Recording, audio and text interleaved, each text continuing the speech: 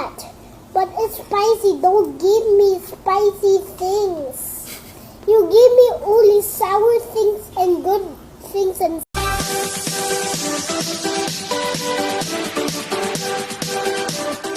Hello at welcome back sa aking channel. Anak ni Billy Crawford at Colleen Garcia na si Amari nagreklamo sa kanyang pagkain. Sa video, makikita ang nakakatuwang reaksyon ni Amari Jayden habang kumakain kasama ang kanyang mommy na si Colleen Garcia at daddy na si Billy Crawford.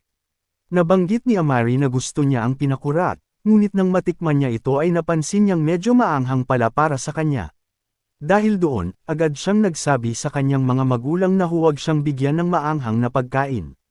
Kitang-kita sa video ang pagiging natural at honest ng bata, walang halong arte at talagang sinasabi lang niya kung ano ang kanyang nararamdaman.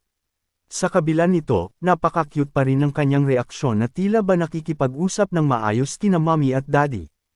Ang ganitong mga simpleng eksena sa pamilya ay talagang nakakatuwang panoorin dahil ipinapakita kung gaano ka-close at ka-sweet ang kanilang samahan. Marami tuloy ang natuwa sa pagiging adorable ni Amari Jayden. Sa murang edad pa lamang, marunong na siyang magsabi ng kanyang gusto at hindi gusto, lalo na pagdating sa pagkain. I had pinakeret, but I had pinakeret.